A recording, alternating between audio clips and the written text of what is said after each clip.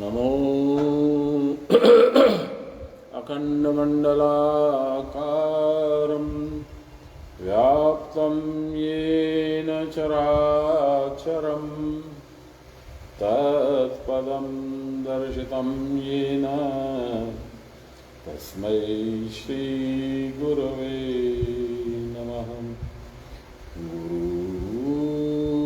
गुरुर्ब्रह्मा गुरुर्विष्णु गुरुर्देवो महेश्वर गुरुर्साक्षात् परब्रह्म तस्मै श्रीगुरवे नमः।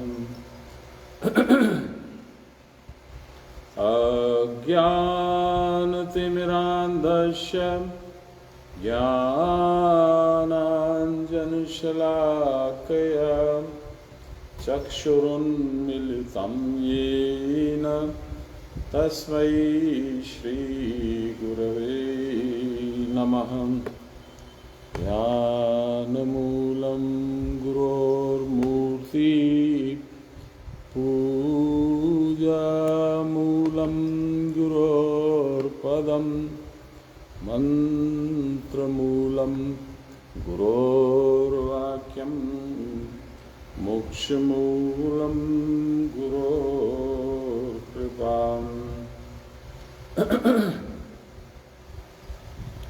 ब्रह्मानन्दं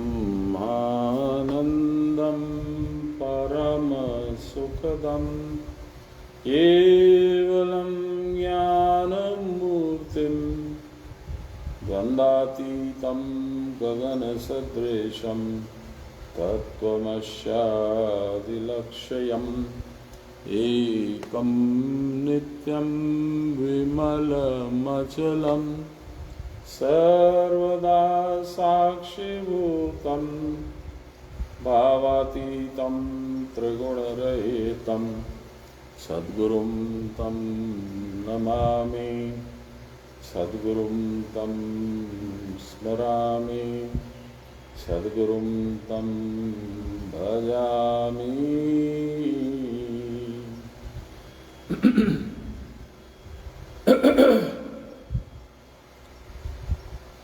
आज बाबा की कृपा से धनबाद में हूँ, इसलिए उन्हीं के मूर्त रूप के सामने से हम लोग गीता पाठ कर रहे हैं, सुन रहे हैं। उन्हीं की कृपा से सब कुछ आगे बढ़ेगा।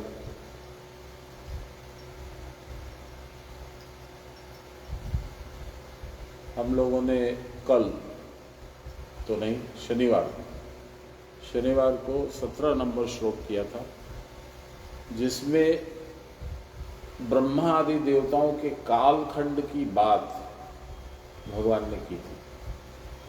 युग किसको कहते हैं, कितने युगों के बाद में एक कल्प होता है, कितने कल्पों के बाद में ब्रह्मा का परिवर्तन होता है इत्यादि, वो सब हम लोगों ने 17वें अध्याय में सुना था। आज उसी श्रृंखला को आगे बढ़ाते हुए भगवान हम लोग को बताएंगे, ब्रह्मा के दिन के प्रारंभ में सब व्यक्त समूह अर्थात चराचर भूतगण उत्पन्न होते हैं। जब सृष्टि का प्रारंभ होता है, सतयुग के प्रथम दिन, तब सारे चराचर उत्पन्न होते हैं। ब्रह्म की रात्रि के आ जाने पर जहाँ से आविर्भूत हुए थे, उस उत्पत्ति के स्थान में ही अव्यक्त स्वरूप कारण में लय को प्राप्त हो जाता है। यानी ये सृष्टि और लय का जो क्रम है, ये सतयुग से लेकर कलयुग के अंत तक सृष्टि, और कलयुग के समाप्त होने के बाद काल रात्रि के वक्त में लय, और फिर सतयुग जब प्रारंभ होगा तो फिर सृष्टि का आरंभ होगा। ये अनवरत चक्र चल रहा है, चक्र चल रहा है, काल चक्र इसी को कहते हैं। तो हम लोग आज का प्रारंभ करें पाठ। अव्यक्ताद् व्यक्तवयः सर्वान् प्रभवन्तः हरागमे रात्रयागमे प्रलीयन्ते तत्रैवाव्यक्तसंज्ञैके। आध्यात्मिक व्याख्या। जब दिन रात अर्थात ईड़ा पिंगला स्थिर होकर सुषुम्ना में चलते हैं, तब इस प्रकार की अवस्था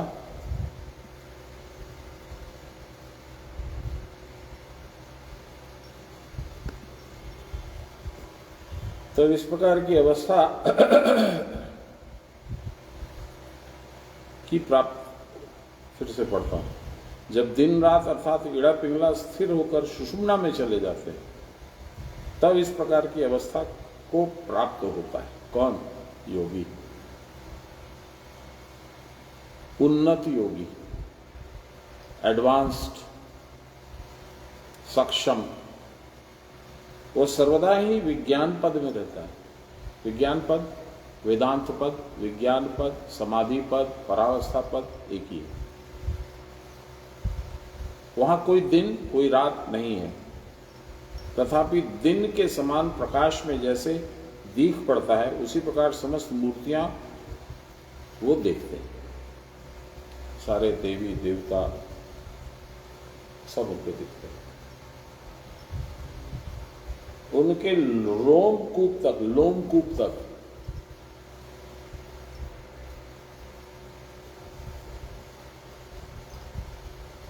दिखलाई देते हैं, इतना स्पष्ट। जब इस प्रकार की अवस्था में नहीं रहता, ये सृष्टि की अवस्था में, सृष्टि तो नहीं, इसको तो मैं उल्टा समझूंगा, तो लय की अवस्था है। आप तो मिल ही हो गए, सृष्टि माने तो संसार, तो मैं उल्टा बोल गया।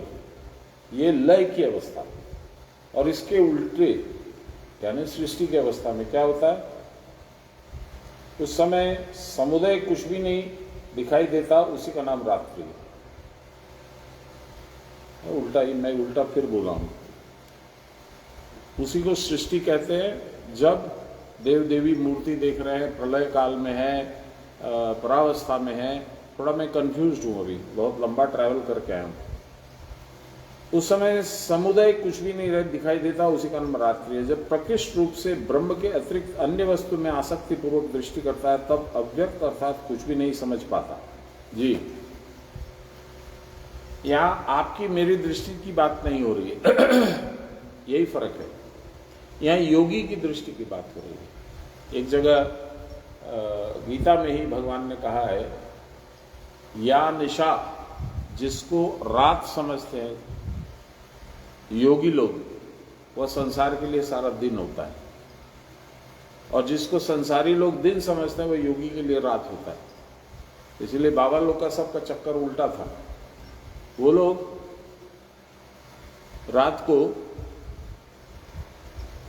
साधन करते हैं, उस समय खूब जागृत अवस्था में रहते हैं।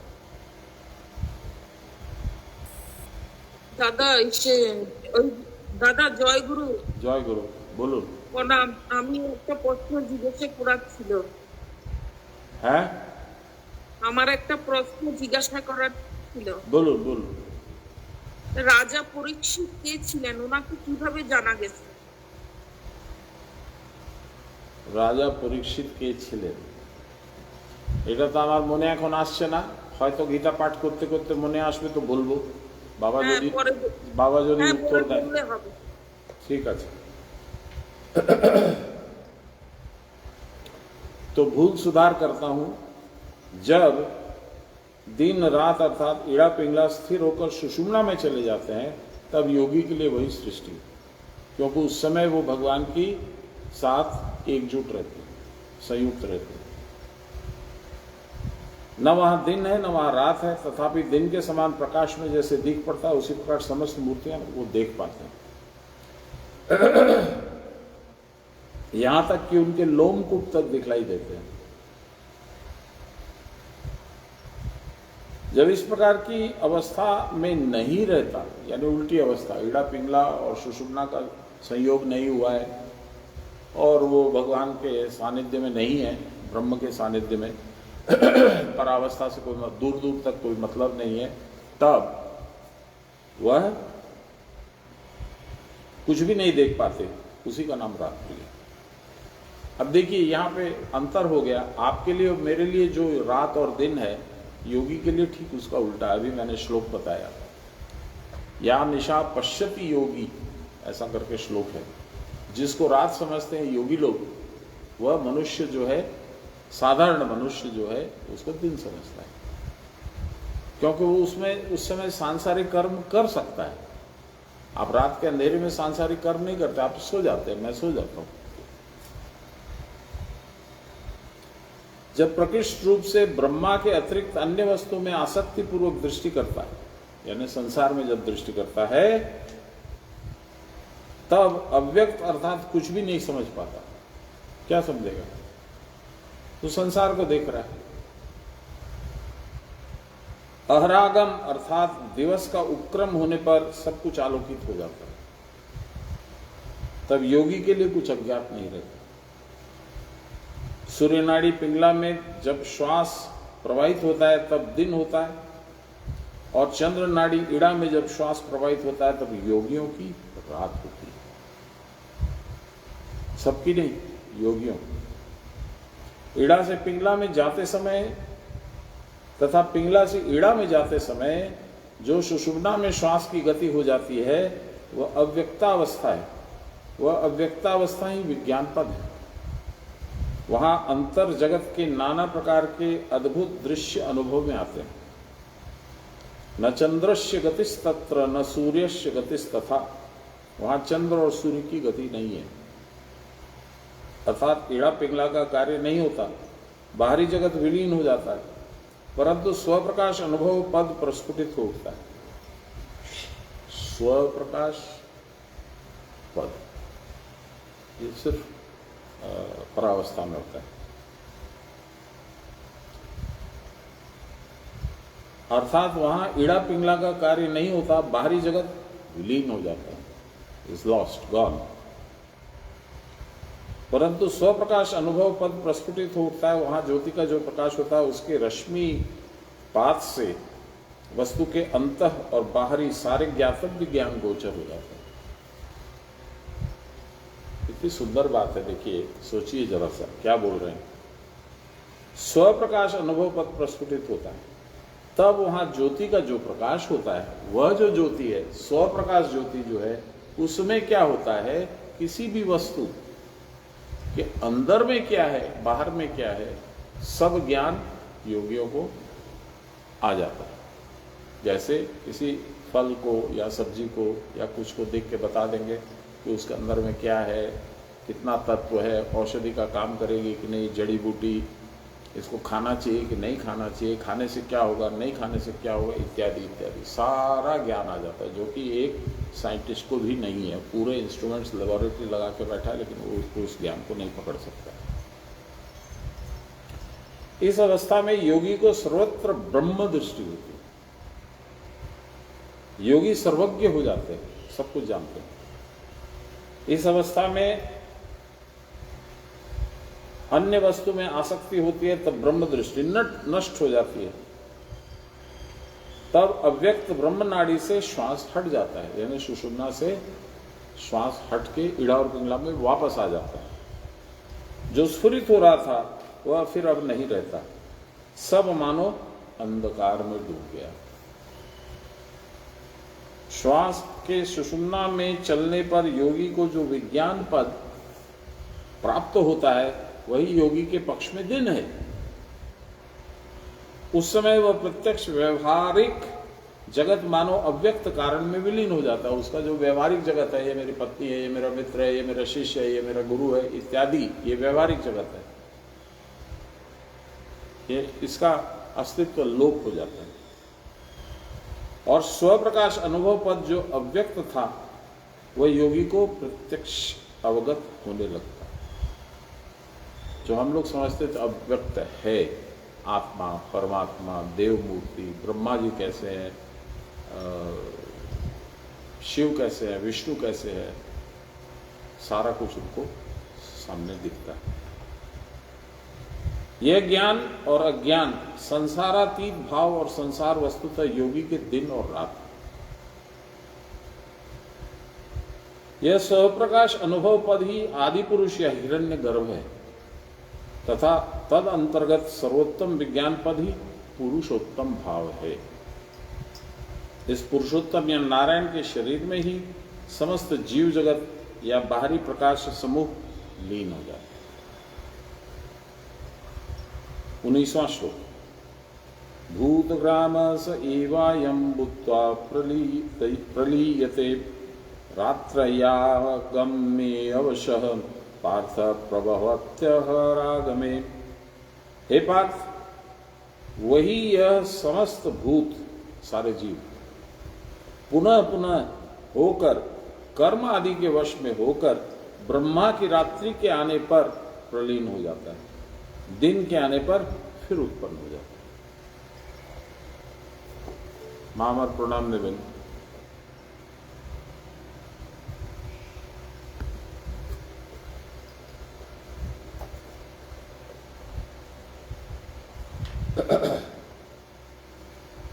आध्यात्मिक व्याख्या। सब भूत जीव सृष्ट होकर प्रकृष्ट रूप में लय को प्राप्त होते। सृष्ट माने बनना, उनका उत्पत्ति होना, और लय का मतलब मृत्यु को ग्रास होना। काल उसको उत्पन्न करते, काल ही उसको खा जाता है। जो अवश्य होकर सबको होना पड़ता है। एक बड़ी विचित्र बात है, मनुष्य सब जानता है अंतरात्मा से, यह भी वो जानता है। ये जो अब मेरा छोटा सा नन्हा सा बालक अभी सुबह में पैदा हुआ है, इसकी भी एक लिमिटेड आयु है, इस आयु के बाद इसको भी जाना है, ये वो जानता है। लेकिन उसको ये बोलेगा चिरायु भव, कैसे हुआ? ये मनुष्य की इच्छा कह सकते हैं आप। उसको जो आशीर्वाद दिया जा रहा है वो मनुष्य की इच्छा है जो कि अपूर्ण रह जाती है।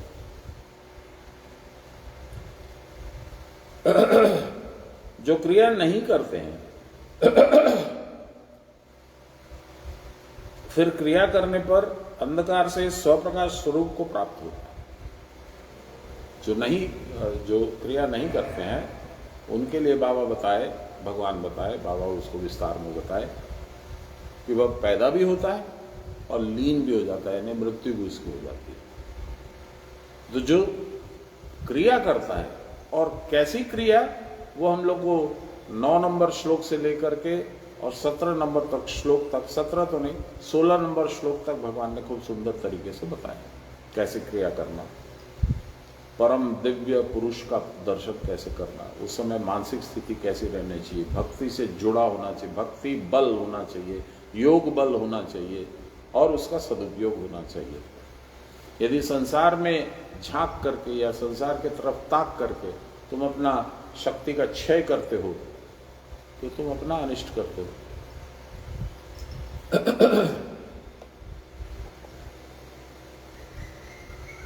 ये लीजिए, वही बात यहाँ बाबा बोल रहे हैं। अभी मैंने बोला मनुष्य को मालूम है लेकिन भूल जाता है, वही चीज बोल रहे बाबा। दुर्भाग्यवश जीव इस बात को भूल जाता है, इसी से वह बार बार आता है और बार बार चला भी जाता है। उसका जन्म मृत्यु प्रवाह नहीं रुकता। पुनरपि जन्मम पुनरपि मरणम भज गोविंदम मूढ़ मते, वो भज गोविंदम नहीं करता है, इसीलिए बार बार आना जाना चलता है। भज गोविंदम कैसा? क्रिया योग, वैराग्य सहित, भक्ति सहित, अभ्यास पटुता सहित, कुशलता सहित क्रिया योग। कितनी ही बार कितनी ही शुभकामनाएं की, चिरायु भव, चिरंजीवी भव, ये शुभकामनाएं तो हैं। देख लीजिए बाबा की विशेष कृपा चलती है भाई। मैं जो बोलता हूं वो मुझसे बुलवाते हैं, क्योंकि उनको मालूम है क्या लिखा हुआ है। मैं तो अभी आके किताब खोला ही हूं। कितनी बार ही शुभकामनाएं की परंतु कभी वे कार्य में परिणत नहीं हुए। इसी से जीव जल में बुलबुले के समान प्रकट होता है और फिर अव्यक्त में मिल जाता है। बुलबुला फूटता है तो जल का जल। यही मानव जीव का अदृष्ट है, यही उसका भाग्य है। अवश्य रूप से सारे जीव इस प्रकार प्रवाह में कितनी ही बार डूबते हैं और कितनी ही बार उठते हैं। जिसको खोजते हैं उसे तो पा नहीं रहे, जिसको खोजते हैं उसे पा नहीं रहे। सुख की खोज में भटकते हुए अनेक बार दुख को गले लगा लेते हैं। उसके सुख का भ्रम कदापि मिटता नहीं, अब मिलेगा। बस ये जो आगे मोड़ है ना, उसको मोड़ को लेते ही मेरे भाग्य का दरवाजा खुल जाएगा। मैं एकदम आनंद में, सुख में डूबूंगा, खूब खूब स्नान करूंगा। सुख की गंगा बह रही है वहां पे, उस मोड़ के परे वो मोड़ ही नहीं आता है। अज्ञान अंधा जीव अपनी स्थूल देह के सिवा और कुछ देख ही नहीं पाता है। स्थूल देह के भोग के लिए जीव सदा ही व्याकुल भी रहता है। इसी से शब्द स्पर्श रूप रस गंधमय विषयों के प्रति उत्कट लालसा होने के कारण केवल विषय चिंतन करते करते और जड़वत हो गया है। जन्म मृत्यु जरा व्याधि और तज्जनित शोक ताप आदि से सदा संतप्त होते रहता है।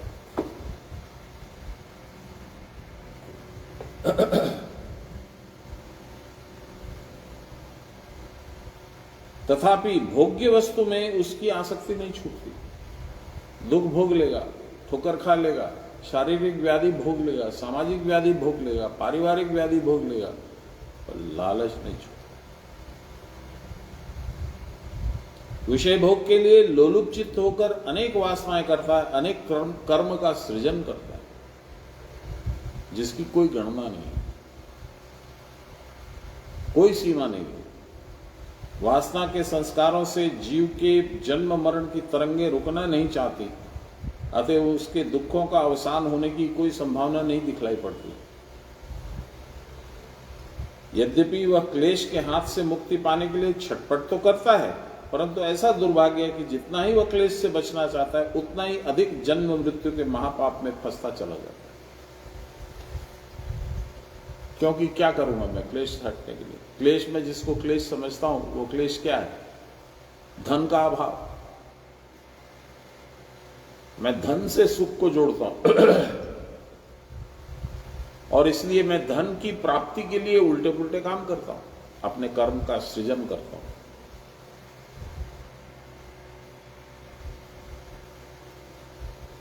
जो लोग आशा, जो भोग आशा उसको घोर नरक में डाल देती है, उस भोग आशा को अति तुच्छ देखकर भी उसे मन से परित्याग नहीं कर पाता, अंतकाल में करता है।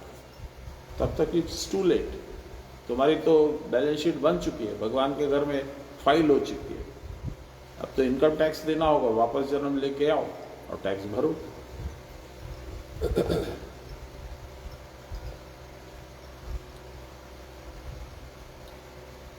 साधना अभ्यास करने पर प्रज्ञालोक उदित होकर उसकी मोह रात्रि का अवसान कर सकता था, परंतु उस साधना अभ्यास के प्रति उसका वैसा अनुराग ही नहीं था, करने की कोई इच्छा भी नहीं थी।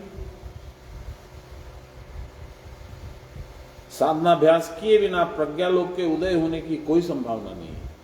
प्रज्ञालोक जहां ज्ञान है। अज्ञान अंधकार में जीव अर्धमृत होकर केवल विषय भोग में विमुग्ध होकर परस्पर एक दूसरे को निरंतर आघात कर रहे हैं और राक्षस के समान अस्थि मांस चबाते हुए महाआनंद में तांडव नृत्य कर रहे हैं। ये शायद बाबा मुझे ही बता रहे हैं। मैं अब 70 साल की उम्र में एक नई फैक्ट्री लगाने की सोच रहा हूं। शायद मुझे ही बता रहे हैं कि कहां फंस रहा है तू। तेरा रास्ता वो नहीं है जो तू पकड़ना चाह रहा है, तेरा रास्ता वो है जो मैं तुझे पकड़ा रखा हूं। क्यों भ्रम में आ गया तू? शायद मुझे यही बता रहे हैं।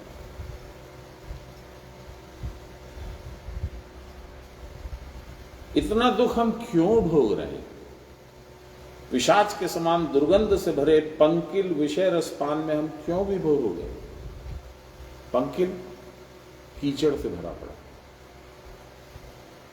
विषय की अग्निमयी ज्वाला में दग्ध होकर भी हम क्यों नहीं विषयों से दूर हट पाते?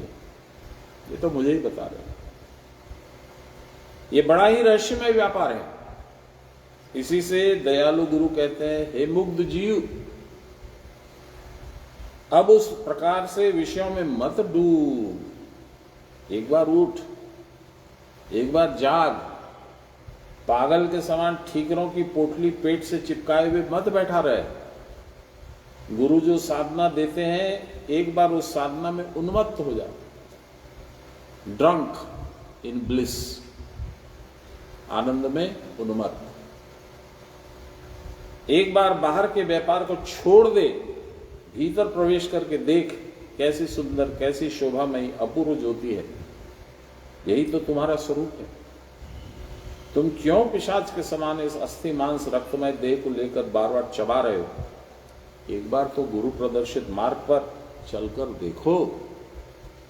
अंतः शरीरे ज्योतिर्मयी, अंतः शरीरे ज्योतिर्मयो ही शुभ्रो यम पश्यन्ति यतयः क्षीण दोषा। मुंडक उपनिषद। अंतः शरीर में अर्थात शरीर के अभ्यंतर, शरीर के भीतर ब्रह्मरंध्र में या हृदय आकाश में स्वर्ण वर्ण निर्मल आत्मा विराजित है, जिसका दर्शन शुद्ध हृदय योगीजन करते हैं। इस आत्मा को कैसे प्राप्त करना होगा? देखिए, मुझे याद आया वो कल गाना जो मैंने सुनाया था। अरे हेली मारी कंचन धाप जानी पुजरे, हेली वहां हमारा साहेब जी की सेज है। भगवान कहाँ बैठे हैं? यहाँ, जहां से कंचन धाप, कंचन प्रकाश निकल रहा है, वही वहां पे बैठे हुए हैं कुटस्थ रूप में। वही आत्मा है, वही तुम्हारा साहेब है, वही तुम्हारा मालिक है, वही तुम्हारा गुरु है। पर अब लोग न देखते हैं न देखना चाहते हैं, और दिख गया तो हम लोग उसका वर्णन जरूर कर लेते हैं पर समझ नहीं पाते। इस आत्मा को कैसे प्राप्त करना होगा? सत्येन लवयस्तपसा येष आत्मा सम्यक ज्ञानेन ब्रह्मचर्येन नित्यम। मुंडक उपनिषद। इस आत्मा को जानना है तो काय मनोवाक्य से, मनसा वाचा कर्मणा बोलता हूं मैं हरदम, यहां बाबा दूसरे शब्दों का उन्हीं शब्दों का मिश्रण अलग तरीके से किए हैं। क्या बोले हैं? काय मनोवाक्य से सत्य को आश्रय करना होगा, तपस्या करनी होगी। ये तपस्या है क्या? मनश्चेन्द्रियाणांच एकाग्रम यम परमं तपः। कितना सिंपल है और कितना डिफिकल्ट है, संभव नहीं, करना पड़ेगा। मन और इंद्रियां की एकाग्रता ही परम तप। बाबा बोलते थे स्थिरोत्तिर पूजो कुरी आम्रा, यही एकाग्रता। सम्यक ज्ञान अर्थात आत्मदर्शन के द्वारा और ब्रह्मचर्य अर्थात सब प्रकार के मैथुन के परित्याग के द्वारा इनको वश में करने पर दोष क्षीण होते हैं, समाप्त नहीं होते हैं। तब फिर कालरात्रि या अत्यंत दारुण मोहरात्रि में पड़कर जीव को संतप्त नहीं होना पड़ता। यह शरीर दृष्टि जब तक रहेगी तब तक बार बार जन्म मृत्यु अवश्य होगा। यदि क्रिया नहीं करते हो तो मन को आत्ममुखी न करके केवल विषयमुखी रखते हो तो अवश्य होकर इस प्रकार पुनः पुनः जन्म मृत्यु के चक्कर में पड़ते रहोगे। यही घोर तमोमय रजनी है, तमोमय रात। इस मोहांधकार से निकलकर यदि स्वप्रकाश स्वरूप का अनुभव करना चाहते हो तो यत्न करके साधनाभ्यास जरूर करो। इस जन्म मरण के आवागमन से परित्राण पाने का और कोई उपाय नहीं है। जो लोग आत्मा या भगवान को चाहते हैं केवल वे ही गुरु के उपदेश के अनुसार साधन करके जन्म मरण के आवागमन को रोक पा सकते हैं। 20वां श्लोक।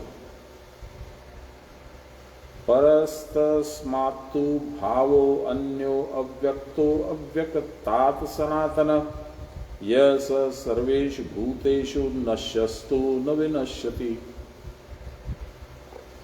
परंतु उस अव्यक्त, कौन है अव्यक्त? हमारे लिए तो हमारी आत्मा भी अव्यक्त है।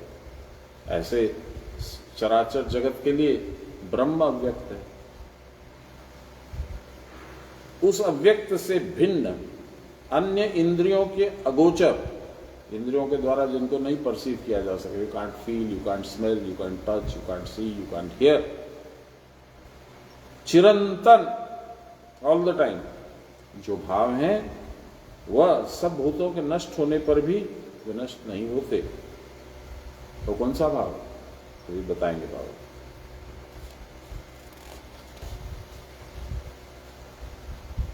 इसके बाद क्रिया की परावस्था में रहते हुए देखिए कितना सुंदर सीक्वेंस है।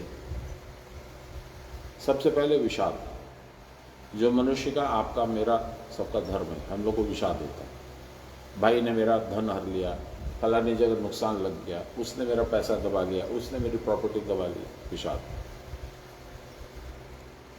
तो भगवान अपना परिचय देते छोटे में, सांख्य योग 2 अध्याय बोलते हैं। अर्जुन बोलता है कि सांख्य योग तो तुम बता रहे हो, तो फिर मुझे कर्म में क्यों लगा रहे हो? क्यों बोल रहे हो युद्ध करो? बैठ के तुम्हारा ध्यान करूंगा, मेरा होगा। भगवान बोलते नहीं, उसकी क्षमता प्राप्त करनी होगी तुमको, इसलिए कर्म योग, फिर कर्म संन्यास योग। हम लोग पहुंच गए 5वें अध्याय। 6ठे अध्याय में भगवान उसकी कैसे कैसे करना और नहीं करने से क्या होगा, करने से क्या होगा, ये बता रहे आप। कर्म। 7वें अध्याय में क्या था? विज्ञान योग, ज्ञान विज्ञान योग। ज्ञान क्या है, विज्ञान क्या है। 8वें अध्याय में हम लोग को आध्यात्म, आदिदेव, अधिभूत, अधियज्ञ इत्यादि बता करके भगवान बता रहे हैं, देख तेरे को जो जिसने बांध के रखा है, वह बंधन तेरा अपना बनाया हुआ है। मकड़ी के जाल में मकड़ी जैसे स्वयं फंसती है वैसे ही तूने बना रखा है, इससे निकल। मैं जानता हूं कि साधक के लिए भी बोला जाता है, क्रिया योग के लिए भी बोला जाता है, तद अग्रे विषम इव। शुरू शुरू में विष जैसा लगता है, उसमें कोई रुचि नहीं होती, स्वाद नहीं आता, आनंद नहीं आता, इसलिए करने में लोग उकताहट महसूस करते हैं। यद अग्रे विषम इव परिणामे अमृतोपम, इसका परिणाम अमृत के जैसा है, यानी तेरा फिर मरण नहीं होगा, अमृत, नो डेथ। और संसार के लिए भी बोला है भगवान ने, क्या बोला है? तद अग्रे अमृतोपम, अमृत जैसा लगता है संसार। हा, क्या आनंद आया। कल हम लोग कुमार विश्वास के राम व्याख्या सुनने गए थे, फलाना गए थे, उसमें ये हुआ, उसमें वो हुआ, उसमें ये हुआ।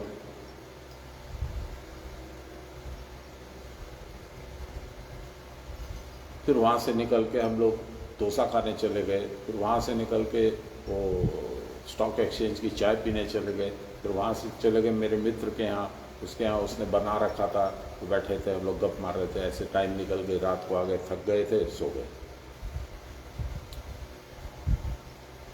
कहाँ जा रहे हो, क्या कर रहे हो, तो सोच के देखो, ये तुमको कहाँ ले जाएगा।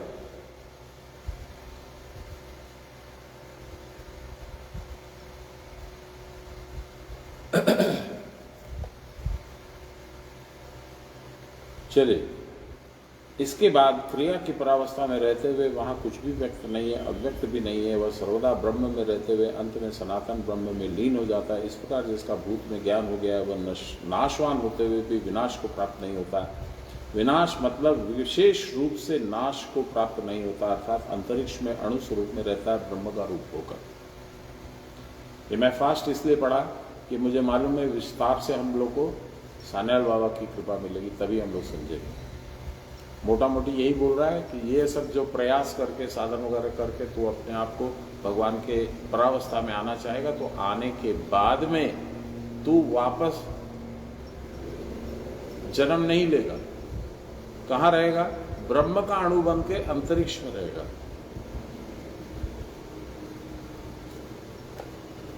सुनिए, उस रूप में जो इच्छा करता है वो इच्छा करने के पूर्व ही अपने आप संभव हो जाता है, या वह कर सकता है, यह यथार्थ और अप्रत्यक्ष है। जो करेगा वह देखेगा, जो देखता है वह देखता है। ये कहने से किसी को विश्वास ना होगा, करके देख। लारी बाबा बोल रहे हैं, वो सामान्य व्यक्ति नहीं बोल रहा है, करके देख। आप लोगों को तो आश्चर्यजनक बहुत सारी कहानियां सुनाई है मैंने मेरे गुरु महाराज की लीलाओं की। वो रानी खेत में कुत्ता मिला था, मेरा एक्सीडेंट होते होते बचा था, मैं आसन पे सो गया था गलती से, उसके बारे में तुरंत उन्होंने बता दिया। कितनी बातें। रसगुल्ले 8 आए थे, लोग 23 जुट गए। बाबा बोले दाओ दाओ की कुछ दाओ। मनीष दा लेके आए थे मंदार में 8 लंचा। सब लोगों को, किसी को 1 किसी को 2 मिल गया। 23 लोगों में 8 रसगुल्ले कैसे बटेंगे आप बता दीजिए। बटाए। हमारे यहाँ कालिदा ने बोल दिया रसगुल्ला अनीश नहीं इश। बड़ा मन में क्लेश हुआ, अरे अब जो आया वो खा ले। लेकिन बाबा ने लाज रखी। मैं बाहर उतर रहा हूँ, उधर से रसगुल्ले आ रहे हैं। मैं ड्राइवर को पैसे देके निकाल रहा हूँ कि जा तो गाड़ी से फट से लेके रसगुल्ले, उधर से रसगुल्ले आ रहे हैं। कभी सोच सकते हैं आप? 21 रसगुल्ले आए। अब चालू हो गया, कालिदा का तो हैबिट है, दाओ ओके दाओ दुटो दाओ ओके दाओ 4टा दाओ ओके 3टा दाओ ओके 1टा दाओ ओके दाओ ओके दाओ। मैंने अपने हाथ से 42 रसगुल्ले बांटे। 21 आए थे, 42 बांटे, डबल। कहां से आए वो? उसके बाद लास्ट में कालिदा तो मानने वाला आदमी नहीं है ना। फिर कालिदा ने बोला तू खा भी ना, 2 मैंने भी खाई, 44 आउट ऑफ 21। ये कौन सा मैथ्स है, कौन सा साइंस ये बता सकता है? मालिक आराम से निर्विकार बैठे हैं और घटनाक्रम सब हो रहा है। लहरी महाशय ने इसीलिए कहा है, जो करेगा वो देखेगा, जो देखता है वो देखता है। ये यथार्थ है और प्रत्यक्ष है।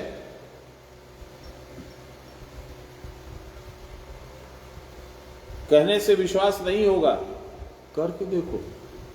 मैंने करके देखा। कहे मेरे को सास जी, ससुर जी, बहुत सारे गुरु भाई लोग जो सीनियर लोग हैं, कुछ लोग अब हैं, कुछ लोग अब हैं भी नहीं, ऐसे भी लोगों ने, बहुत लोगों ने बताया ऐसा है, इनको ये पावर है, वो पावर है। कहने से विश्वास नहीं होगा, कहने से मुझे कहा गया, मेरे को विश्वास नहीं हुआ। करके देखो, भगवान ने करवा के दिया, मेरे सामने घटनाएं घटी, हो गया विश्वास। क्रिया की परावस्था में निर्विकल्प भाव होता है, क्योंकि वहां किसी वस्तु की इच्छा नहीं होती। अच्छा बताइए, ये जो रसगुल्ले बढ़ाना या मेरा एक्सीडेंट रोकना या और कुछ करना, ये किस लिए किया उन्होंने? प्रसिद्धि की प्राप्ति के लिए, भक्त की रक्षा के लिए, भक्त के कल्याण के लिए, मेरे क्लेश के निवारण के लिए। अरे रसगुल्ला आमते पाल लेना, इश, वो इश जो है वो घुस गए अंदर तक, उसका निवारण किया उन्होंने तुरंत, इंस्टेंटली।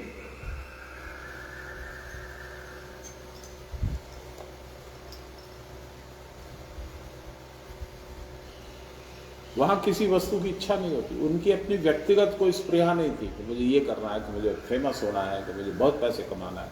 नहीं, कुछ नहीं। उनको तो एक ही इच्छा थी, कैसे भगवान को पाओ, और वो उनके साथ ही रहते थे, भगवान के साथ ही रहते थे। वह निराधार, नो आधार, नो बेस और निराश्रय है। ऊपर भी कुछ नहीं, नीचे भी कुछ नहीं, क्योंकि उस अवस्था में कोई अवलंबन नहीं रहता, कोई तरह की पकड़, एम्ब्रेस। अवलंबन माने पकड़। सब प्रपंचों से रक्षा पाने का यही एकमात्र आश्रय स्थान है। क्रिया की परावस्था में जब सब वस्तुओं से चिंता निवृत्त हो जाती है, तब फिर प्रवृत्ति कहाँ? वहां तो संपूर्ण भाव से सुभद्रा माई आ गई और साधक के तेज यानी अर्जुन को ले गई। अब वो कहाँ जाएगा? दक्षिण में, दक्षिण मार्ग में, प्रवृत्ति मार्ग में नहीं जाएगा। उस समय प्रवृत्ति में निवृत्ति नहीं होती और निवृत्ति में भी प्रवृत्ति नहीं होती, इसीलिए जरासंध मरा। जहां प्रवृत्ति निवृत्ति दोनों ही नहीं है, वहां सारी वस्तुओं के रहते हुए भी किसी में कोई भाव नहीं है, अर्थात आसक्ति पूर्वक दृष्टि नहीं होती, तथापि सब कुछ दिखता है। सुनकर भी नहीं सुनता, सूंघ करके भी नहीं सूंघता, खाकर भी नहीं खाता, छूकर भी नहीं छूता, इस प्रकार की अवस्था होती है।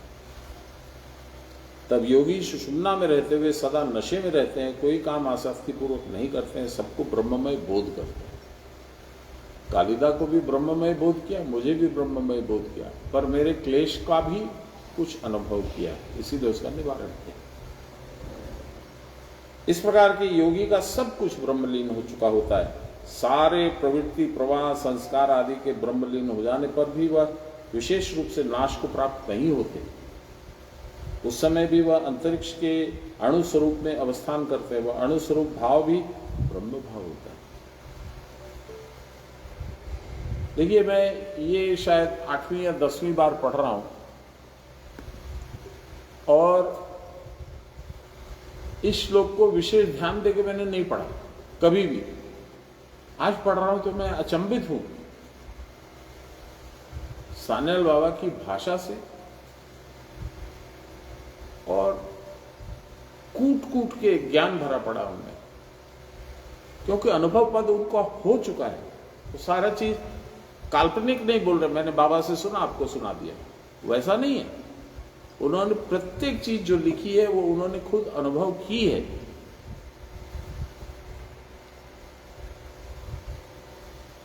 वो अणुस्वरूप भाव भी ब्रह्म भाव होता है। उस अवस्था में अवस्थित होकर जो चाहते हैं वही सिद्ध हो जाता है।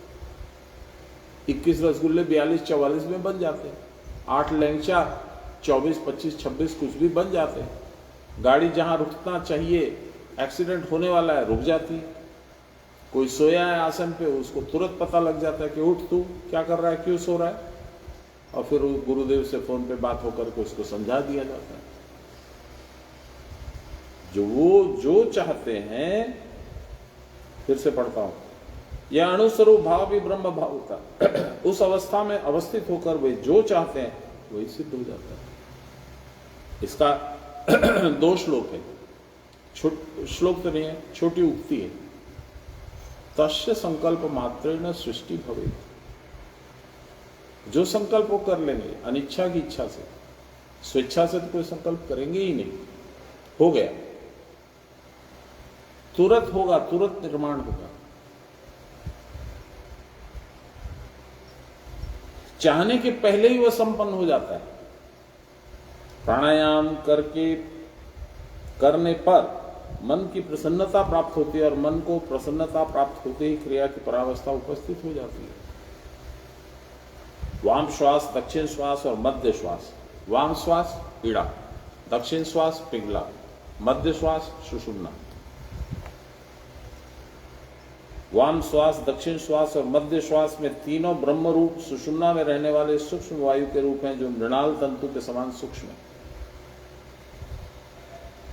यही अपने आप को जानने का मंत्र है। इसके द्वारा ही चंचल मन अन्य दिशा में न जाकर क्रिया की परावस्था में स्थिर हो जाता है। यही स्थिरत्व निजबोध आत्मस्वरूप का अनुभव करा देता है। यही स्थिरत्व, আমরা स्थिरत्वेर पूजो करी। तब योगी जितेंद्रिय हो जाते हैं। चक्षु, कर्ण, नासिका, जिह्वा, त्वक और मन के ऊपर आत्मा कृतत्व करता है। क्रिया के द्वारा आत्मा के वशीभूत होने पर सारी इंद्रियां रहते हुए भी नहीं रहने के समान हो जाती है। वाक, पाणी, पाद, पायु और उपस्थ कर्म साधन की ये 5 इंद्रियां क्रिया की परावस्था में रहते हुए भी नहीं रहती। जोगीदेर चूल दिए देखा है, पायर नौक दिए घ्राण पाए। कोई इंद्रियों की जरूरत नहीं है, क्योंकि उस समय आत्मा वागादि 5 अंगों से कर्म करने की इच्छा ही नहीं करता। इच्छा न करने पर भी ये सारे अंग तो रहते हैं, फिर भी न रहने के समान होते हैं। योगियों की ऐसी अवस्था होती है, यह शास्त्र में लिखा है। योगीश्वर महापुरुषों ने इसको प्रत्यक्ष किया। मेरे सामने उनके जैसा कोई महापुरुष है नहीं। मैंने बहुत सुना है, कहा किससे कहानी बहुत सुने हैं। भीष्म ने ऐसे किया, द्रोण ने ऐसे किया, अर्जुन ने ऐसे किया, कर्ण ने ऐसे। आई डोंट नो, मैंने जो देखा है उसी पे विश्वास करता हूं। महाराज के सारे कर्म देखे,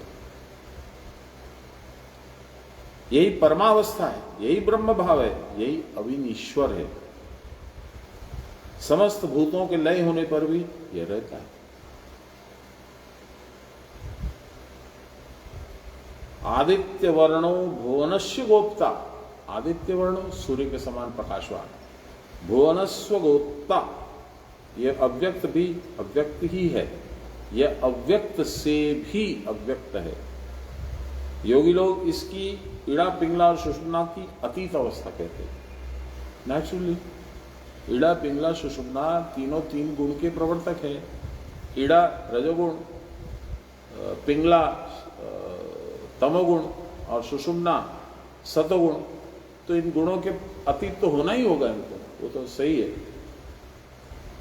योगी लोग इसको ईड़ा, पिंगला और सुषुम्ना की अतीत अवस्था कहते हैं। कुटस्थ की ज्योति से ही यह प्रत्यक्ष शरीर आदि इंद्रिय वर्ग प्रकाशित हो रहे हैं, परंतु इस कुटस्थ मंडल की ज्योति सबके लिए प्रत्यक्ष गम्य नहीं है।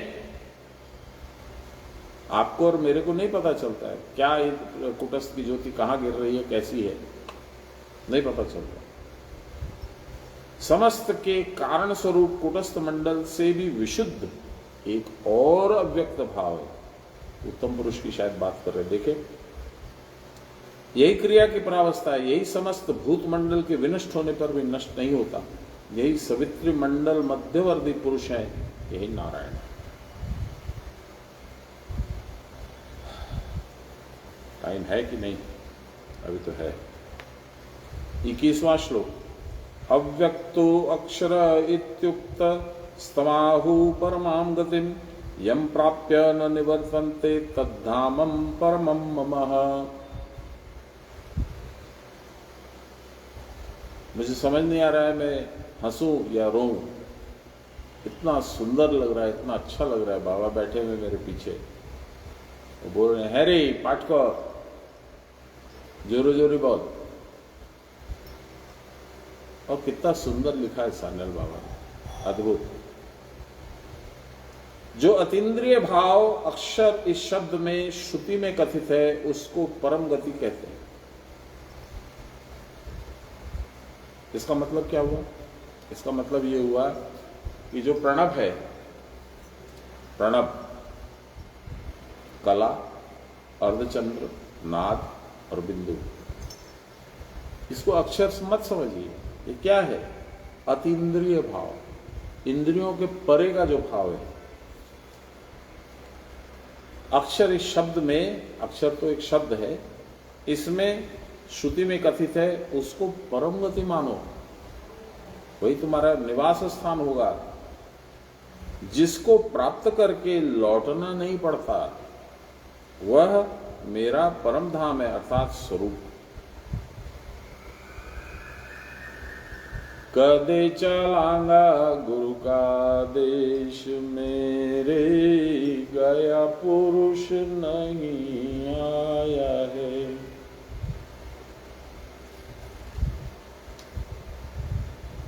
आध्यात्मिक व्याख्या। अव्यक्त कुटस्थ अक्षर होता है, अव्यक्त कुटस्थ अक्षर होता है। उसके लिए उपयुक्त जो लिखा गया है वह गुरुवक्त गम्य है। गुरु बताएंगे तो ही समझ में आएगा, नहीं तो नहीं आएगा। वही स्थिति या कारण है, वहां जाकर स्थिर होने पर क्रिया के परावस्था में निवृत्त होना ही नहीं चाहता, अर्थात अन्य दिशा में मन नहीं जाता। अन्य दिशा बाहर, शरीर के बाहर, संसार में। वही मेरा परम धाम है, अर्थात वहीं अटका रहता हूं। यह अव्यक्त ही अक्षर पुरुष है, यही परम गति है। ऐसी स्थिति प्राप्त करने पर फिर लौटना नहीं पड़ता। क्रिया की परावस्था में मन के प्रविष्ट होने पर फिर वह दूसरी ओर जाना नहीं चाहता। यह परम निवृत्ति रूप लय विक्षेप शून्य अवस्था ही मेरा परम धाम है। लय नाश, विक्षेप इधर उधर भटकना।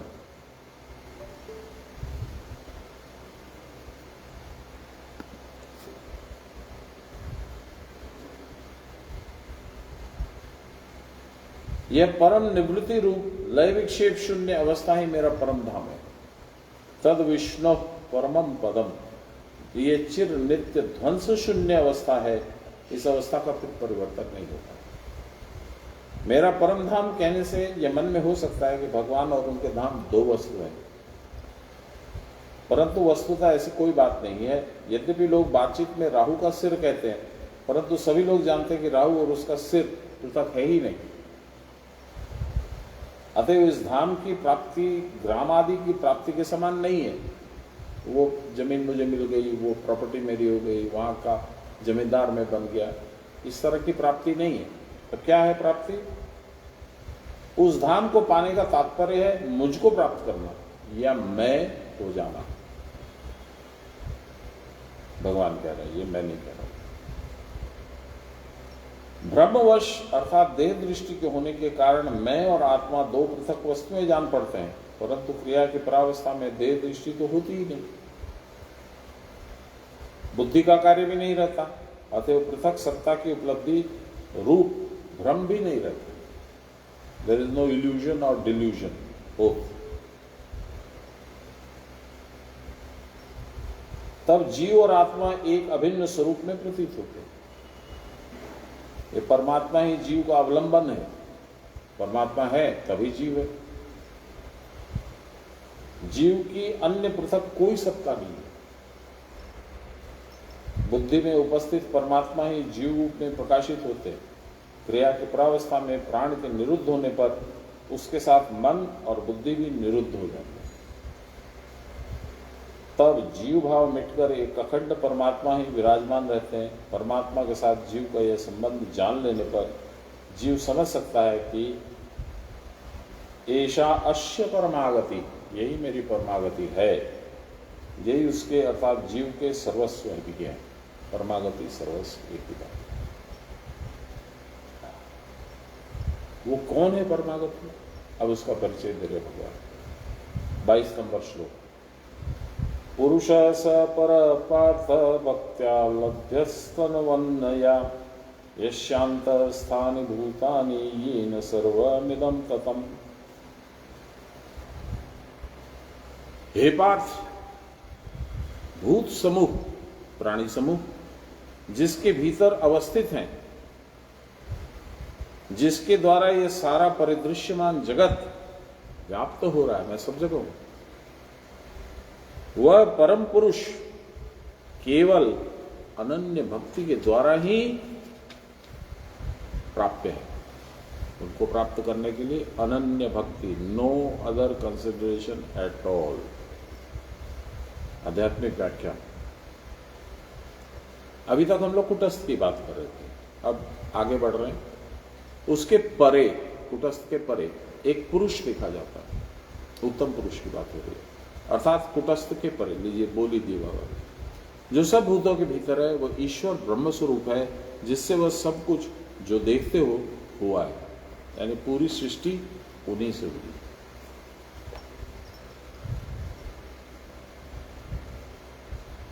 भगवत प्राप्ति का उपाय है अनन्य भक्ति। भक्ति का लक्षण है स्वरूप रूपानुसंधानम।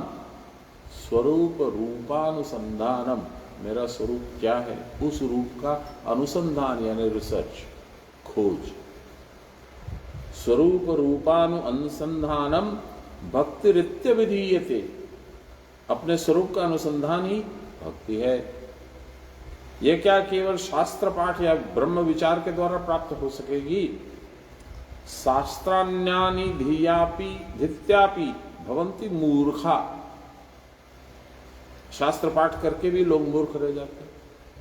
बाबा कितनी बार बोले, पोथी मेरी थोथी, चारों वेद पढ़े मजदूर, कथनी के घर बहुत हैं, करनी के घर मुंह, करनी के घर दूर। आपके सामने बैठा हूं, पाठ तो ठीक ठाक कर लेता हूं, पर क्या मुझे ज्ञान है, अनुभव है, परावस्था प्राप्त है? तो फिर क्या है मेरे पास? है एक बहुत पावरफुल चीज है, धीरे धीरे हो जाएगा, ऐसा मत। इनकी कृपा, इनकी जब कृपा है तो मुझे कोई चिंता नहीं। ये मेरे पास है, क्यों है ये नहीं मालूम। मैं ऐसा कोई बहुत अच्छा शिष्य भी नहीं रहा, उनको काफ़ी संताप दिया मैंने, मेरे कारण कुछ कष्ट भी उनको हुआ होगा जरूर, लेकिन कृपा बहुत है।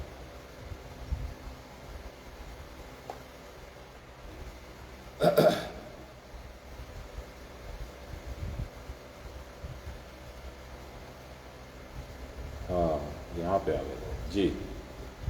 स्वस्वरूपानुसंधानम भक्तिरित्य विधीयते। यही भक्ति है, अपने स्वरूप का अनुसंधान यानी आत्मा की खोज। आपका रूप क्या है? आपका स्वरूप है आत्मा, उसकी खोज। शास्त्र पाठ करके भी लोग मूर्ख रह जाते हैं। यस्तु क्रियावान पुरुष सविद्वान। जो शास्त्र विहित और गुरु के उपदेश के अनुसार साधनाभ्यास में मन को आत्ममुखी करते हैं, वही यथार्थ में विद्वान हैं। अनन्यया आत्म विषय, आत्म विषय के सिवा जहां और कुछ बोलने की भी इच्छा नहीं होती, सोचने की भी इच्छा नहीं होती, देखने सुनने और जानने की भी इच्छा नहीं होती, सभी तभी अनन्य भक्ति होती है। सान्याल बाबा का अंतिम उपदेश, परेर कथा ना भाविया निजेर कथा भावो। निजे माने आत्मा। परेर संगे ना बसिया यानी शरीर, परेर संगे ना बसिया निजेर संगे बसो। सुना कौन, माना कितना आदमी, क्रिया करके जब मन में खूब नशा आ जाता है तब फिर मन किसी दूसरे विषय में नहीं जाना चाहता है, तभी अनन्य भाव होता है। इसलिए मनोयोग पूर्वक क्रिया करनी चाहिए। मनोयोग पूर्वक क्रिया करने से क्रिया की परावस्था शीघ्र प्राप्त होगी। अनमनस्क होकर क्रिया करने पर क्रिया का फल प्राप्त नहीं होगा। मनो अन्यत्र बुद्धयो अन्यत्र, मन कहीं है, बुद्धि और कहीं है, और आप साधन कर रहे हैं। किस साधना?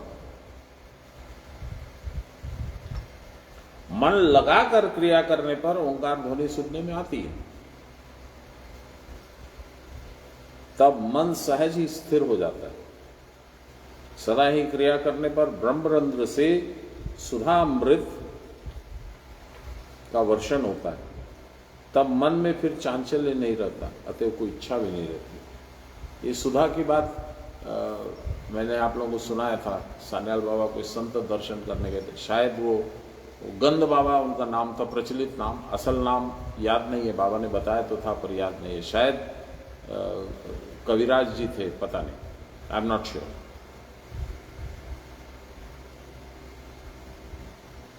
तो किसी शिष्य ने, तिवारी बाबा उनके साथ गए थे उनकी सेवा में, तिवारी बाबा से पूछा कि इनको वो सुधा पान होता है?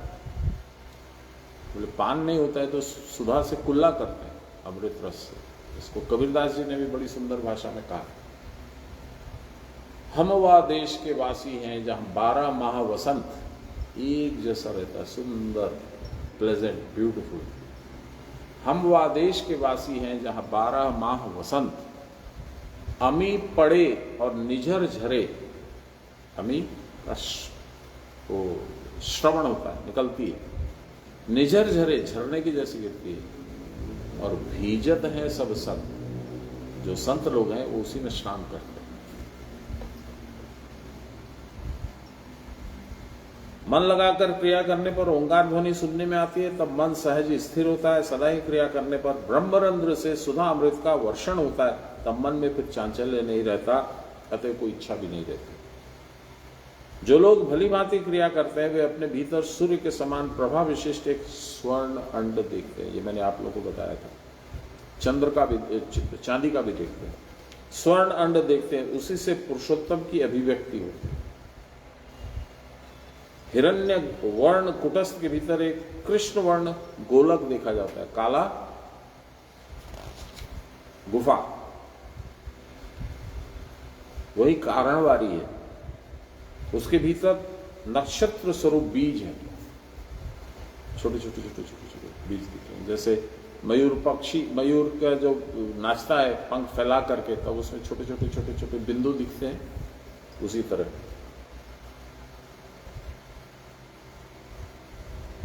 कुटस्थ के इस द्वार से होकर गमन करने पर पुरुषोत्तम रूप का अनुभव होता है। यही नारायण है। नराकृति है और नराकृति नहीं भी है। तो इस प्रकार का एक पुरुष है। कुटस्थ के, क्या लिखा है, कुटस्थ के कृष्ण वर्ण काला,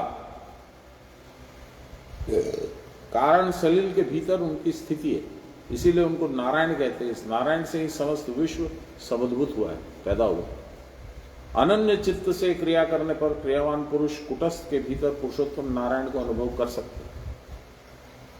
पश्चात क्रिया की परावस्था में बुद्धि के निरुद्ध होने पर दृष्टा और दृश्य का बोध लुप्त हो जाता है। दिक् काल का भी ज्ञान निवृत्त हो जाता है। दिक् डायरेक्शन, दिशा, काल समय, भेद बुद्धि तिरोहित हो जाती है और अपूर्व समरसपूर्ण शिव भाव के द्वारा संपूर्ण बोध होता है। आज मुझे लगता है यहीं पे समाप्त कर देते हैं। हम लोग कुछ बातें करते हैं। 22 नंबर श्लोक तक हुआ, 18 से स्टार्ट करते हैं।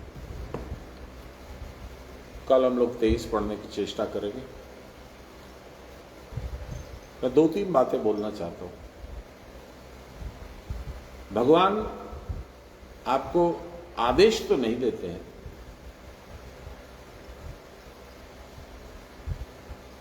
पर सही मार्ग दिखला देते हैं। और आपको छोड़ देते हैं। अब तेरी इच्छा है, तू इधर जाएगा या जो तेरा कल्याण नहीं है उस मार्ग में जाएगा। ये तो मैं अपने जीवन में देख रहा हूं। दूसरा क्या है, बहुत लोगों के मन में आता है कि साहब भगवान को ऐसी क्या जरूरत थी, क्यों उन्होंने ऐसा किया। पहले सृष्टि बनाई, फिर मनुष्य को फंसा करके उतार दिया संसार में, क्लेश, शाप, ताप, संताप सब भोगने के लिए। क्यों किया ऐसा, क्या जरूरत है।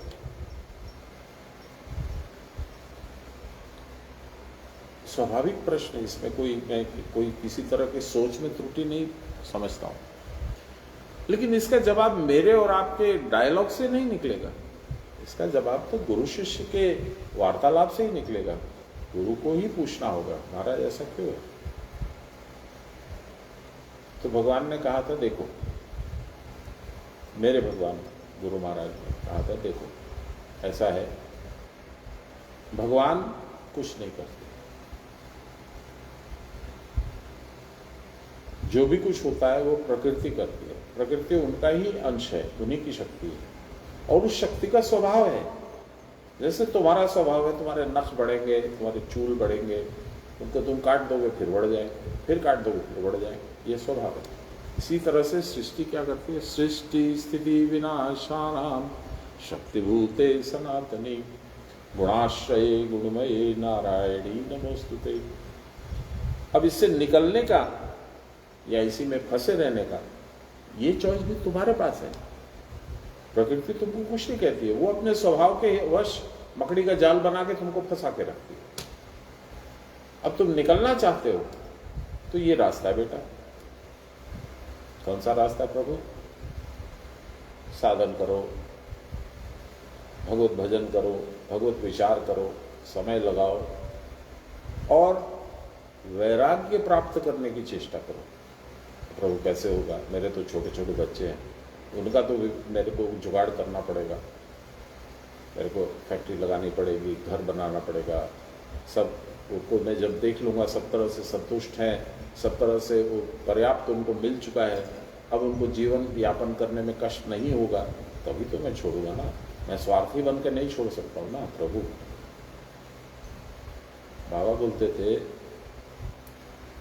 तुम इस सोच के साथ अपने बच्चों का भाग्य विधाता बनने की चेष्टा कर रहे हो, भाग्य के ठेकेदार, जो कि तुम हो नहीं। तुम तो अपने स्वयं के भाग्य के भी ठेकेदार नहीं हो, तो तुम बच्चों का भाग्य कैसे निर्धारित करोगे या कैसे संवारोगे? संभव ही नहीं है।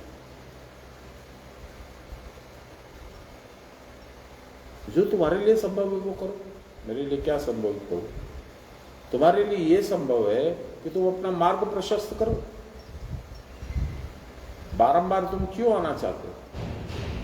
प्रभु मेरे को तो ये काम है, ये काम है, ये काम है, ये काम है। तुम्हारे को कोई काम नहीं। मनुष्य देह पा करके मनुष्य का एक ही कर्तव्य है कि वो भगवान का मार्ग पकड़े और भगवान को प्राप्त करे। दूसरा उसका कोई काम नहीं, तुम्हारा भी कोई काम नहीं। इस भ्रम में मत रहो। तो ये भ्रम कैसे टूटेगा प्रभु?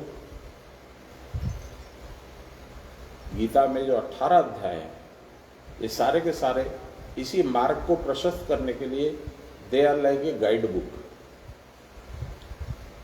पहले तो तुम जानो कि तुम हो कौन, फिर जानो कि मैं कौन, फिर जानो कि मेरे पास आने का तुमको क्या लाभ, मेरे पास नहीं आने का तुमको क्या लाभ या नुकसान।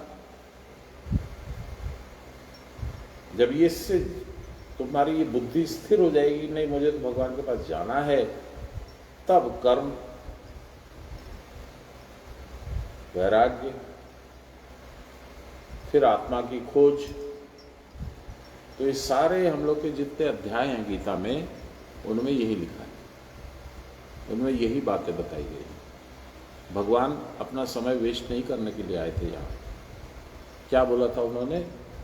परित्राणाय साधूनां विनाशाय च दुष्कृताम् धर्म संस्थापनार्थाय संभवामि युगे युगे। मैं क्यों आता हूं?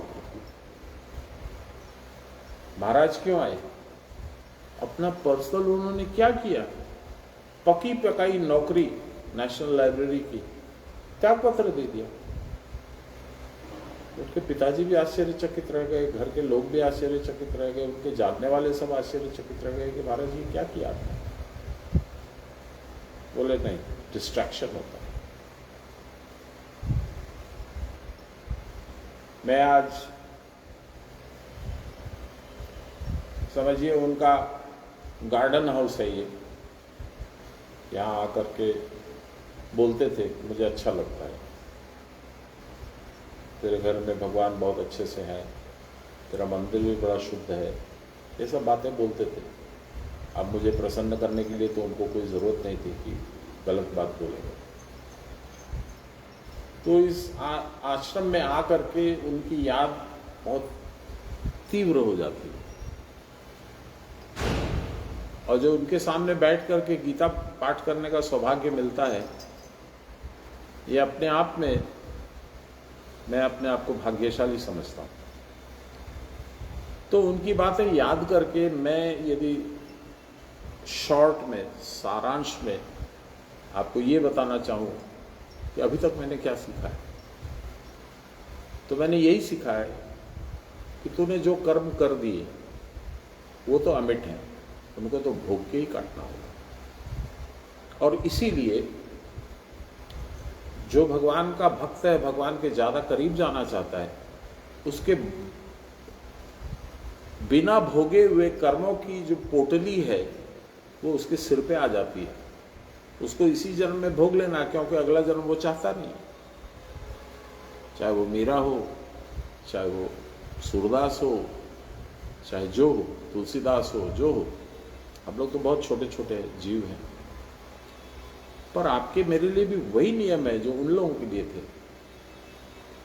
यदि आप भगवत मुखी होकर के भगवान को प्राप्त करना चाहते हैं, तो आपकी जो कर्म राशि है, जो आपको भोगनी है, वो प्रचंड वेग से आपको कष्ट में डालेगी। तो ये जो प्रश्न था कि भगवान ऐसी सृष्टि क्यों करते हैं, सृष्टि भगवान नहीं करते हैं, भोग वो नहीं बनाते हैं, भोग आप बनाते हैं। सृष्टि भी भगवान की जो शक्ति है वो करती है, जिसको हम लोग अपरा शक्ति कहते हैं। हाँ, चूंकि वो हमारे पिता हैं, चूंकि वो हमारे से स्नेह करते हैं, इसलिए हमारे कल्याण के लिए, हमारी उंगली पकड़ के राह दिखलाने के लिए वो आविर्भाव होते हैं, आविर्भूत होते हैं, और हम लोग रास्ता बताते हैं, देख ऐसे नहीं बेटा, ऐसे कर। और इतने सुंदर, इतने स्नेह के साथ में वो बताते हैं कि कहीं भी आप ऑफेंडेड नहीं हो सकते। बहुत ज़्यादा कहीं हम लाइन से बेलाइन हो जाते हैं, तब कभी एक आध बार उनका छद्म क्रोध मैंने देखा है, जो कि कोई क्रोध नहीं है, वो एक तरह का दंड है, आपके कर्मों को काटने का एक विशेष उपाय है। तो मैंने यही देखा है, और मैं बड़ा संतुष्ट हूँ कि मेरे भाग्य में जो कुछ भी लिखा है वो उनके चरणों में मैं रख चुका हूँ। अब उनकी जैसी इच्छा वो चलाएंगे। मेरी इच्छा है कि मैं फैक्ट्री लगाऊं, बहुत दिनों से बंद पड़ी, पर वो भी उनकी इच्छा होगी तो पूरी होगी, नहीं तो नहीं होगा। तो मैं अब समझ नहीं पा रहा हूँ, मेरा अभी तक का जीवन यही रहा है कि फैक्ट्री लगाओ, खूब पैसा कमाओ, खूब मौज करो, और अचानक से नहीं, फैक्ट्री भी नहीं लगाना, ये भी नहीं लगाना, वो भी नहीं लगाना। एक नई दिशा है, लेकिन ये नई दिशा आपको, हमको, सबको फेस करनी है। इस नई दिशा में ही जाना है, क्योंकि जब तक आप संसार में लगे हुए थे तब तक तो दूसरा कुछ दिखता ही नहीं था ना। वो दिशा तो उस वक्त भी थी, पर आप उससे अनभिज्ञ थे, आपको पता नहीं था। मालिक आकर के आपको बता दिए कि नहीं देख बेटा, तू इस रास्ते में जा रहा है, ये बहुत अच्छा है, लेकिन ये ज़्यादा बेटर है, तू चल के देख। और कुछ दूर चल लिए और आनंद भी आया। फिर बाबा की बात याद आती है, আমরা তো বেনু নর্দমার পোকা নাকি জিতে, জি বাবা, আমরা তো ওই দুর্গন্ধতে ওই নোংরাতেই থাকা ভালোবাসি। তো গুরুদেব কি করেন, ওখান থেকে তুলে মধুর पात्रते কিছুক্ষণের জন্য রেখে দেন। इसको यदि मैं हिंदी में बताऊं, हम लोग तो गंदी नाली के कीड़े हैं और वही दुर्गंध में, सड़ांध में, गंदगी में हम लोग रहना पसंद करते हैं। गुरुदेव को मालूम है ये गंदगी है, कोई कल्याण का काम नहीं है, तो वो उठा करके हमको मधु चखा देते हैं। उस मधु में 5, 10 मिनट, 15 मिनट के बाद में हम छटपट करने लगते हैं, क्योंकि हम अभ्यस्त हैं संसार के लिए, संसार रूपी गंदी नाली के रहन के लिए, वास के लिए हम अभ्यस्त हैं। इसलिए हमको मधु का पात्र भी खराब लगता है। पर जब वापस मधु के पात्र से निकाल के गुरु महाराज वापस उस नाली में डालते हैं, फिर हम छटपट करते हैं, अरे वाह, मधु का पात्र में तो बड़ा आनंद था। ये मधु के पात्र में जो हमारा रहवास है, वो 5 मिनट से बढ़ करके 1 घंटा, 1.5 घंटा, 2 घंटा, 4 घंटा, 5 घंटा, 50 घंटा, जैसे ही 24 घंटा हुआ, हो गया। यही आहिस्ता आहिस्ता करते हैं गुरु महाराज। शरीर में रहते हुए भी उन्होंने यही किया, शरीर का त्याग करके भी यही कर रहे हैं। आज गीता पाठ सुनने में आप लोगों को, मेरे को सुनाने में जो आनंद है, सब उनकी कृपा है, उनका आशीर्वाद है।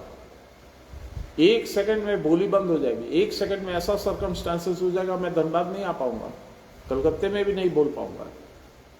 ये उनकी कृपा है कि चल रहा है। जब वहाँ बाबा के सभा में जब गीता पाठ होता था, तो सबसे पहले तुलसी दी को बुलाते थे। तुलसी ने बांग्ला गीता पाठ पर, तो गीता पाठ करती थी, बड़ा सुंदर पाठ करती थी। रेडियो आर्टिस्ट थी हमारी तुलसी दी, बहुत सिंपल, वेरी नाइस गर्ल। उसका जब समाप्त होता था, तो वही 1 या 2 या 3 जो भी श्लोक बाबा की इच्छा होती थी, मुझे कहते थे, नहीं, हिंदी गीता पाठ तू कर। ये सिलसिला जब तक मैं उनका शिष्य था, जब तक वो मेरे साथ थे, तब तक चला। और कितने भक्त वत्सल थे, कितने स्नेही थे, कितना प्यार करते थे। एक बार जगह नहीं थी, मैं थोड़ा लेट से पहुंचा, तो तुलसी तो बैठ के पाठ कर रही थी। तो फिर जब पाठ समाप्त हुआ तो मुझे बोले, जितेन को था, जितेन, माइक पे। मैं बोला, ये जो बाबा, थोड़ा दूर में था, चले आए, एखाने चले आए। दादा दीदी, दादी एक्टू, दीदी एक्टू, ऐसा करके मैं बाबा के पास पहुंच गया। अब जगह नहीं वहां, एकमात्र जगह बाबा के सामने थोड़ी सी थी। बोले, नहीं, एखाने बोस। मैं बोला, आपको पीठ दिखाऊंगा। बोले, আমি तो तुम्हें बोलছি, बोसो, पाठ करो। तो मेरी पीठ की तरफ, पीठ के पीछे वो बैठे थे जैसे आज बैठे, और मैं सामने बैठा था। पाठ हुआ, मुझे कुछ याद नहीं है क्या पाठ हुआ। उठ के जब मैं गया तो बहुत सीनियर भाई थे, टिबड़े वाला जी, पूर्णेंदु दा, काली दा, ये लोग बोले, आज क्या अद्भुत पाठ को रचीस तू। मुझे याद ही नहीं क्या बोला, क्या पाठ किया मैंने। ये होती है गुरु कृपा। जाते जाते आदेश दे गया, य इदं परमं गुह्यं मद्भक्तेषु विधास्यति, भक्तिमयी परमां कृत्वा मामे वैश्यति संशय।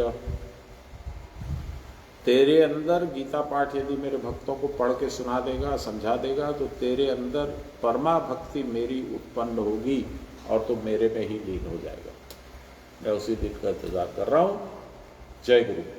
श्री कृष्ण गोविंद हरे मुरारे, राम नारायण वासुदेव, श्री गुरु चैतन्य हे आत्मदेव, हे मात दुर्गे हर विश्वनाथ। सर्वे भवन्तु सुखिनः, सर्वे सन्तु निरामया, सर्वे भद्राणि पश्यन्तु मा कश्चित् दुःखभाग् भवेत्। असतो मा सद्गमय तमसो मा ज्योतिर्गमय मृत्योर्मामृतं गमय आविराविमहीधि। बोलिए प्रेम से गुरु महाराज की जय, परम गुरुदेव की जय, परात्पर गुरुदेव की जय, परमेष्टि गुरुदेव की जय, गुरु माता की जय। हर हर महादेव।